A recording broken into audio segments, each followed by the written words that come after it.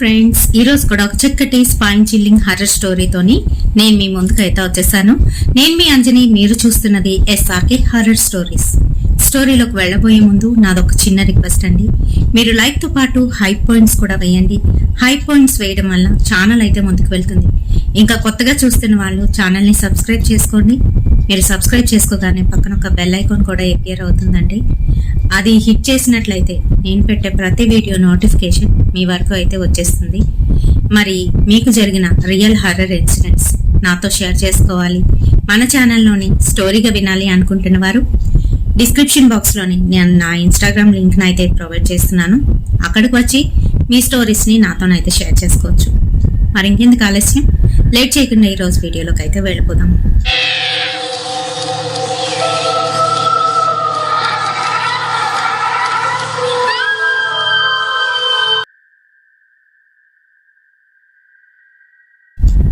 So last వీడియోలోని నేను మాసాని అమ్మవారి గురించి చెప్తానని చెప్పాను కదా, ఈ రోజు అయితే చెప్పనండి.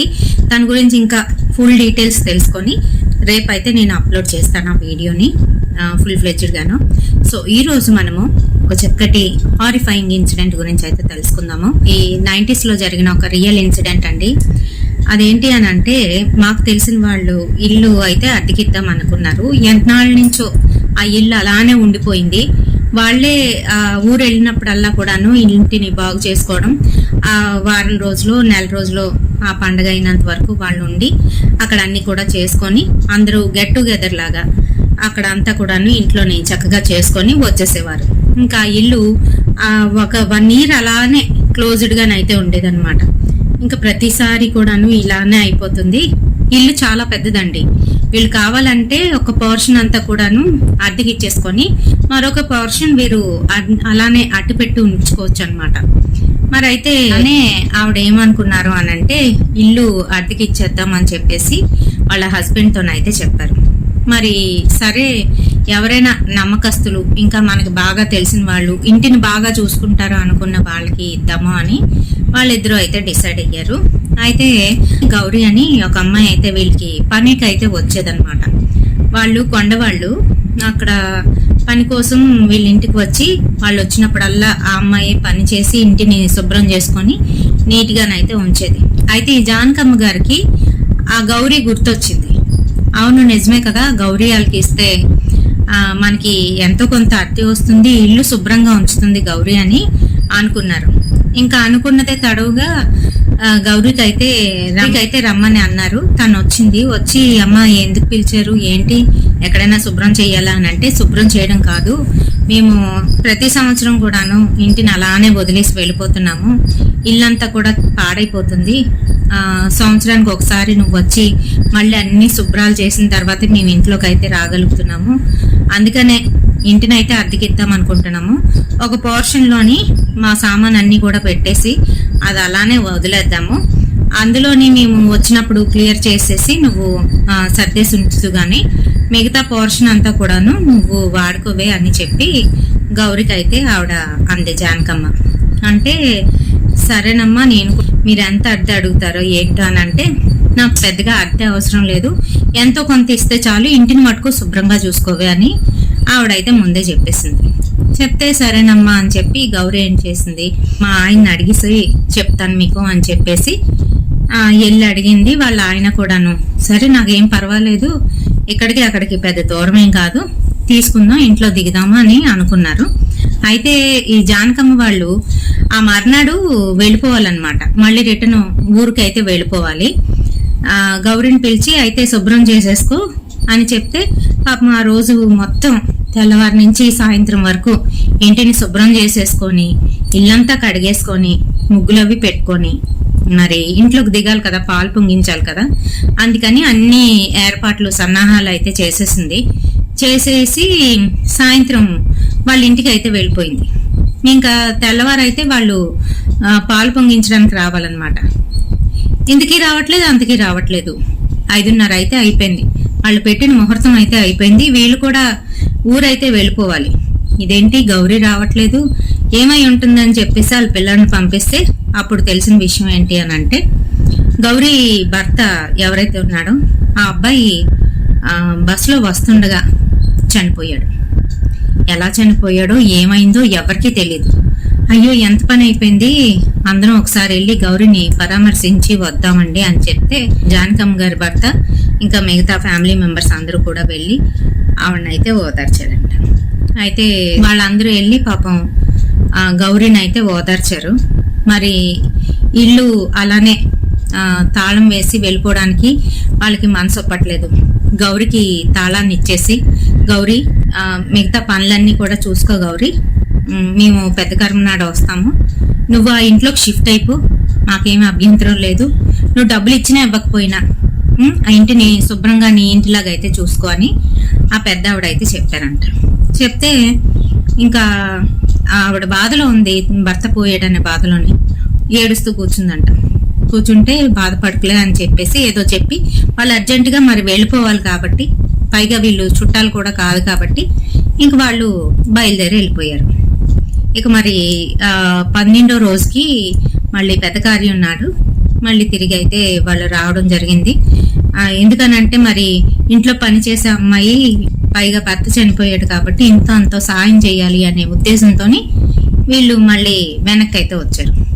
వచ్చినప్పుడు ఆ అమ్మాయికి ఏవో చేయవలసినవి ఉంటాయి కదా, అవన్నీ కూడా వాళ్ళ తాలూకు వాళ్ళు చేశారంట. ఆ తర్వాత గౌరీకి డబ్బిచ్చి నువ్వు జాగ్రత్తగా ఇంటిని చూసుకో అని జానకమ్మ గారు అయితే చెప్పేశారు. అయితే జానకమ్మ గారు డబ్బులు ఇస్తూ, ఓ 2 రోజులు మేము ఇక్కడే ఉంటాము, నువ్వు ఇక్కడ పనులన్నీ కూడా చక్కబెట్టుకొని ఆ ఇంట్లోకి అయితే మారిపో అని చెప్పారంట ఆవిడ.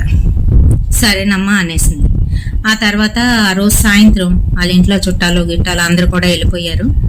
వెళ్ళిపోయిన తర్వాత వాళ్ళ ఇంటికి అయితే మళ్ళీ వెళ్ళింది. అసలు ఏమైంది గౌరీ, ఏం జరిగింది అని ఆవిడ అడగడంతో గౌరీ ఏడుస్తూ ఇలా చెప్పడం అయితే మొదలు పెట్టిందంట.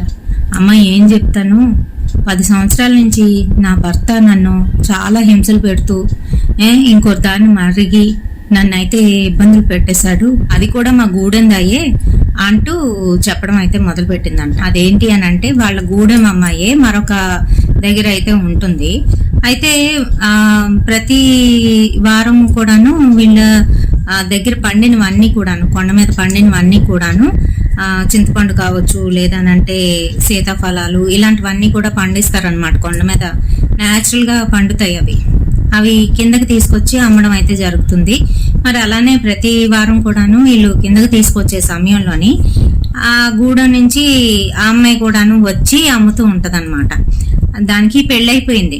దాని భర్త ఏమో పెద్దగా ఏవి చేయడనమాట, పనులేమి చేయడు, పైగా ఇలా పట్టించుకోడు, తాగేసి ఎప్పుడు కూడా పడుకొని ఎక్కడో పడిపోయి ఉంటాడు.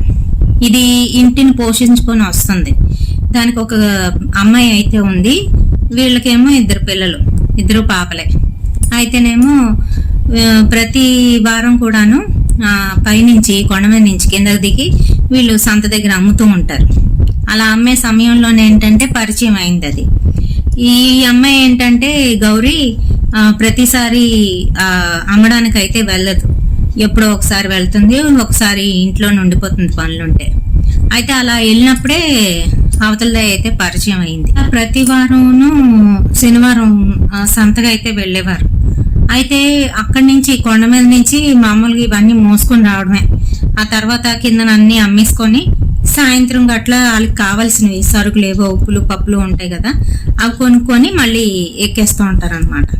అలానే ఒకసారి ఏవో సరుకులు అవి అమ్మేసుకొని తొందరగా అమ్ముడిపోతే ఏవో సరుకులు కొనుక్కొని పైకి అయితే వెళ్తున్నారు ఇద్దరును. వెళ్తున్న సమయంలో ఆ రోజు చిన్నగాను వర్షం అయితే మొదలైపోయింది. అదేమో పిల్లని తీసుకొని వచ్చిందనమాట. ఇంటి దగ్గర ఉన్నేస్తే మళ్ళీ తన భర్త ఉండడు, ఎవరు చూస్తారు అని చెప్పేసి పిల్లని పట్టుకొని వచ్చింది. ఓ పక్క గంప ఇవన్నీ కూడా ఉన్నాయి. అవన్నీ పట్టుకొని అది ఎక్కలేకపోతుంటే ఇతగాడు సహాయం చేశాడంట. ఆ చేసినందుకు ఈవిడేమో ఇలా అన్నమాట. అయితే ఇంక అక్కడి నుంచి ఇద్దరు కూడాను ప్రతి వారం గౌరీనేమో నువ్వేం రావద్దులే సంతకి, అలిసిపోతావు, నేను అమ్ముకొని వచ్చేస్తానని చెప్పేసి వెళ్ళిపోవడం. ఇద్దరు కలిసి అమ్మేసుకొని ఆ డబ్బులతో ఏవో కొనుక్కొని దానికి కూడా కొనిపించుకొని కాసేపు అక్కడ తిరిగేసి లేదంటే ఏవో ఎక్కడికైనా వెళ్ళి రావడం అంట. ఇలా అయితే జరిగింది. ఆ తర్వాత గౌరికి ఎందుకో అనుమానం వచ్చి అసలు ఏం జరుగుతుంది, ఇతగాడేటి నన్ను ప్రతిసారి సంతకు రావద్దని అంటున్నాడు అని చెప్పేసి సంతకైతే వెళ్ళింది. సంతకు వెళ్ళినప్పుడు ఇది పక్కనే కూర్చుందంట. ఇద్దరు తెగ మాట్లాడేసుకుంటున్నారంట. అమ్ముడిపోయిన తర్వాత వాళ్ళిద్దరూ ఏదో మొగుడు పిల్లల్లాగా ముందు వెళ్ళిపోతా ఉంటే గౌరికి బాగా అనుమానం వచ్చి ఆరా తీస్తే ఇలా జరుగుతుందని తెలిసింది. అంతేకాకుండా వాళ్ళు ఏం చేశారు, ఎంత తెగించారు అని అంటే అక్కడ లాడ్జిలు అవి ఉంటే వాటికి వెళ్ళిపోవడం అంట. ఇలాంటివన్నీ చేశారు. అవన్నీ జరుగుతున్నాయని చెప్పేసి గౌరీ ఏమో ఆ కొండబాబుని నిలదీస్తే ఆడేమో ఇంకా రెచ్చిపోయి గౌరీని కొట్టేసి, నువ్వు అక్కర్లేదు, నీ పిల్లలు అక్కర్లేదు, నేను దాంతోనే ఉంటాను, ఏం చేసుకుంటావు చేసుకో అని అనడం మొదలుపెట్టాడు. కొంతమంది అంతేనండి, ఏంటంటే తప్పు వాళ్ళది అయినప్పటికీ కూడాను వాళ్ళ తప్పుని ఒప్పుకోరు, పైగా ఎదుటి వాళ్ళని అయితే బ్లేమ్ చేస్తారు. మరి అలానే నువ్వు దేనికి పనికిరావు, అందుకనే నిన్ను వదిలేస్తాను, నాకు అవసరం లేదు, నీతో పని లేదు, అలాగేలాగాని మాట్లాడుతుంటే గౌరికి చాలా కోపం వచ్చి వాళ్ళ ఆయనకి వెళ్ళి చెప్పిందంట విషయం. మీ ఆవిడ ఇలా చేస్తుంది, నా మగుని వల్ల వేసుకుంది అనేసి చెప్తేనేమో ఆడేమో పూర్తిగా తాగుపోతాడు కదా, నా భార్య చాలా మంచిదయ్యి నాకు అన్నీ తెచ్చి పెడుతుంది, నువ్వు నా భార్యని అనడానికి వీల్లేదని వెనకేసుకొచ్చాడంట. ఇంకేం చేసేది లేక నోరు మూసుకొని ఉంది, పిల్లల్ని వేసుకొని నోరు మూసుకొని అయితే ఉంది ఈ అమ్మాయి గౌరీ. అయితే ఇలాగా సాగుతుంది. ఈ కొండబాబు ఏంటనంటే డబ్బులన్నీ కూడాను దానికే దారబోసేయడం మొదలు పెట్టాడు. కిందకి వెళ్ళిన కష్టపడి అన్ని సేకరించి తేవడం, గౌరీని తన భర్తను తెచ్చిన తర్వాత మళ్ళీ కిందకి తీసుకువెళ్ళి అమ్ముకోవడానికి వెళ్ళినప్పుడు ఒక్కడే వెళ్ళిపోవడం, అమ్మేసుకోవడం, వచ్చిన డబ్బులు దానికే మొత్తం ఖర్చు పెట్టడం, ఇలా అయితే చేశాడు. చేస్తే ఇంకా గౌరీ తట్టుకోలేక ఇలా చేస్తే అలాగే ఇంట్లో నేను బతకలేకపోతున్నాను, ఏం చేసి ఏం పెట్టి పిల్లల్ని పోషిస్తాను అని ఏడ్చిందంట. అయినా కూడా లొంగలేదు మనిషి.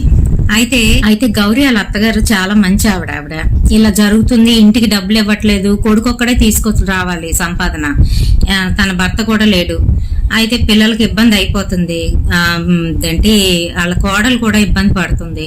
ఇంకా ఏం చేసింది ఆవిడ, నలుగురికి చెప్పి, వాళ్ళ తాలూకు వాళ్లే కదా, అందరూ గూడెం వాళ్లే కదా, వాళ్ళకి చెప్పి ఇదిగో ఇది ఇలా చేస్తుంది, నా కొడుకుని వల్ల వేసుకొని నా కొడుకు ఒక్క రూపాయి కూడా తెచ్చి ఇంటికి అయితే ఇవ్వట్లేదు అని చెప్పేసి ఎవరో ఆ అమ్మలక్కల్ని అందరినీ కూడా వేసుకొని దాని ఇంటి మీదకైతే గొడవకి వెళ్ళిందంట. గొడవకి వెళ్ళి పెద్ద గొడవే జరిగింది, అక్కడ రచ్చ అయితే అయ్యింది. అయిన తర్వాత అందరూ తిడతారు కదా, తిట్టడమే కాకుండా కొంచెం అలాంటి వాళ్ళు ఏంటంటే చేతులు కూడా చేసుకుంటారు. మరి అలాగే దాన్ని కొట్టారు, వీధిలోకి లాగేసి ఎప్పుడైనా అలా చేస్తావేంటి, మనం ఐకమత్యంగా ఉండాలి, అలా అంతేగాని ఇలాగా ఇల్లును కోల్చకూడదు అని చెప్పేసి గడ్డి పెట్టి ఇప్పుడు కూడా వచ్చి అడ్డుపడుతూ ఉంటే వీళ్ళ అమ్మలక్కల మీదకి వస్తూ ఉంటే అక్కడ చుట్టూ ఉన్న మగవాళ్ళు వచ్చి వాడిని కూడా 2 కొట్టి పక్కకైతే తోసేశారంట. నాటకాలు ఆడుతున్నారేంటి ఇద్దరు కలిసి వాళ్ళ జీవితాలను నాశనం చేస్తున్నారు. ఎప్పటి నుంచో గైరమ్మ మా అందరికీ తెలుసు, చాలా మంచి పిల్ల, పెళ్ళయి ఎన్ని సంవత్సరాలు 20 సంవత్సరాలు అయింది, వాళ్ళు బాగానే ఉన్నారు, మీరు వచ్చిన తర్వాత వాళ్ళు అలాగ అయిపోయారు అని చెప్పేసి, పైగా పిల్లలు కూడా అమ్మాయిలు ఇద్దరు కూడా పెద్దోళ్ళు అవుతున్నారు. ఇంకా అవన్నీ కూడా చెప్పి మొత్తానికి ఏదో సర్దుకు మణిగించేసి ఇంకేమి ఈవిడ అతని దగ్గరికి వెళ్లకుండా, కొండబాబు దగ్గరికి వెళ్లకుండానైతే చేశారు జనాలు. మొత్తానికి 2 వారాలు అవుతుంది, కామ్గా తన మటుకు తను వెళ్ళి ఏవో అమ్ముకొని వచ్చేస్తున్నాడు. వెనకాల భార్య కూడా వెళ్తుంది, గైరమ్మ కూడా వెళ్తుంది. అలాగే 2 వారాలు 3 వారాలు అయితే గడిచిపోయంట. ఆ తర్వాత అది మెల్లగాను మరి ఎలాగా కలిసిందో ఏంటో తెలియదు కానీ మళ్ళీ దాని ఇంటికి వెళ్ళడం అయితే మొదలు పెట్టాడు. అది ఎలా అంటే ఎవరికి కనిపించకుండా రాత్రి సమయంలోనే ఎక్కడికైనా వెళ్ళేటప్పుడు ఇలాగా. అయితే మళ్ళీ ఏం చేస్తున్నాడు, డబ్బులు ఇవ్వడానికి కుదరదు కానీ నేను నీతోనే ఉంటాను అని చెప్పి దానికి చెప్పాడంట. చెప్తే ఊరుకుంటారేంటి, డబ్బులు ఇవ్వకుండా అలాంటి వాళ్ళు అసలు ఊరుకోరు. అయితే రావద్దు, నా ఇంటికి రావద్దని అది గొడవ అయితే పెట్టుకుంది. మొత్తానికి వాళ్ళిద్దరి మధ్యన ఏమైందో తెలీదు. అదేం చేసింది, వాళ్ళ అమ్మ దగ్గరికి వెళ్ళి వాళ్ళ అమ్మ ఇలాంటి మందులు పెట్టడాలు, ఇంకా ఏవో భూత ప్రాతాలని వదలడాలు, ఎదుటి వాళ్ళ మీదకి అలాంటి పనులన్నీ కూడా చేస్తుందంట. ఆవిడ దగ్గరికి వెళ్ళి ఆవిడకి ఏమో చెప్పి ఇలా పలానోడు ఇలా చేశాడు, డబ్బులు ఇవ్వట్లేదు, ఇప్పుడు ఇంతకు ముందు ఇచ్చేవాడు ఇప్పుడు ఇవ్వట్లేదు, ఆడికి ఏదైనా చెయ్యి అని చెప్పి. అలాగే మందు పెట్టే భర్తను కూడా లొంగ తీసుకున్నారు వాళ్ళు. అది ఊరోళ్ళకి కొంతమందికి తెలుసు, కొంతమందికి తెలియదు. అయితే సరేనని చెప్పి వాళ్ళు ఏదో ప్రయోగం చేశారు. మొత్తానికి ఎలా అయిపోయాడంటే, డబ్బులు ఇవ్వకపోతే రావద్దనేసింది కదా, అటైతే వెళ్ళట్లేదు. కానీ పిచ్చెక్కిన వాళ్ళగా ప్రవర్తించడం మొదలు పెట్టాడంట.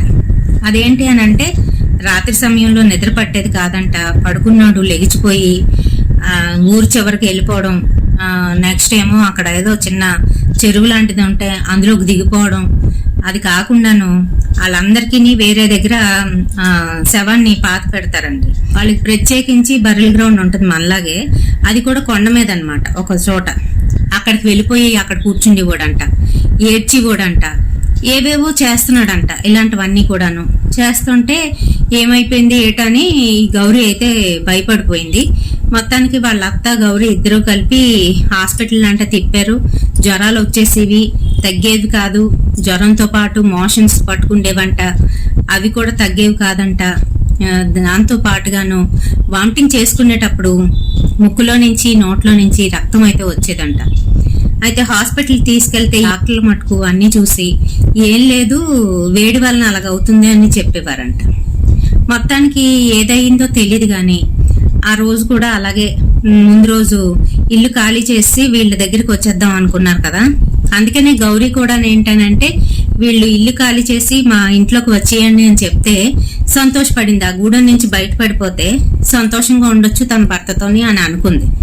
అయితే ఆ రోజు పక్క ఊరికి బస్ ఎక్కి అమ్మడానికని వెళ్ళిన ఆయన తిరిగి వస్తుండగా ఏమైందో తెలీదు, బస్సులో అలా కూర్చున్నట్టుగానే గట్టిగా అరిచి అలాగా ఉండిపోయాడంట.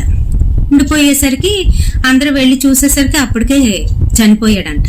మరి ఈ సంగతి అంతా కూడాను గౌరీ ఆవిడతో జానకమ్మ గారితో అయితే చెప్పింది. ఆవిడ మాకు తెలిసిన ఆవిడ పేరు మార్చి చెప్పాను నేను ఇక్కడ.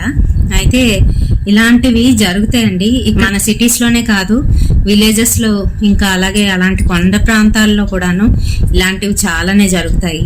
చాలా కేర్ఫుల్ గానైతే ఉండాలి. మరి రేపు మనం మాసాని అమ్మవారి గురించి ఫుల్ డీటెయిల్స్ తోని మీ ముందుకైతే వచ్చేస్తాను.